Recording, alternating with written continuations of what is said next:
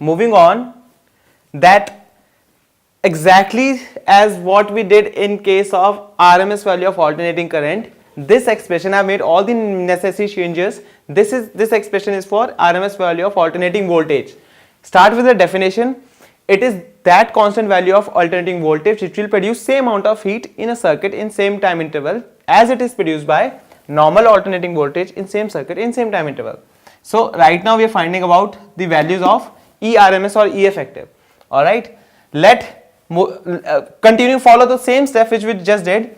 Let dH be a small amount of heat produced in same small time interval dt. Then dH would be equal to, there it was I square R dt, here we will have E square upon R dt. Instead of E, you have written E naught sin omega t, which was the applied voltage here, right?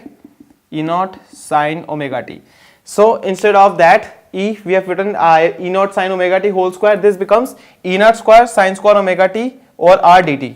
So total heat produced in total time interval 0 to t would be integration of dH. Instead of dH, put this complete term E naught square upon R sin square omega t dt. You will get this.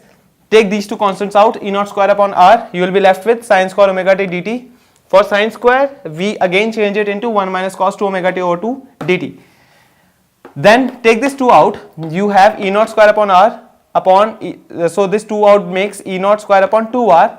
Within this brackets, differentiate the integration for both. That means take 1 into dt, that is dt's integration, then cos 2 omega t into dt, integration of this term.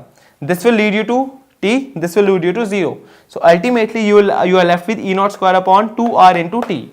Now let E RMS, E effective or E virtual be that value of alternating voltage which is going to produce same amount of heat in the same circuit in same time interval. Then the amount of heat is H equals to E square E RMS square upon R dt according to the same formula, but this time I have written complete heat, total value which is constant value E RMS upon R into total time interval which we took.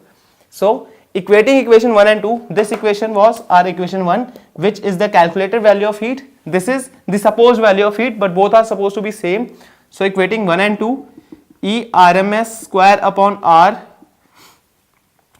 E RMS square upon R into T equals to E naught square upon 2R into T.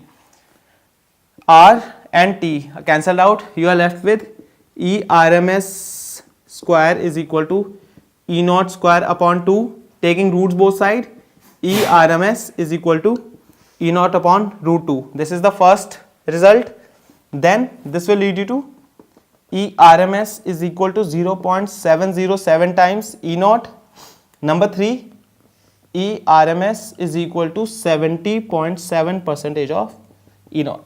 So these are the 3 results which you have to memorize for using it directly into coming questions of LC, LCR circuits.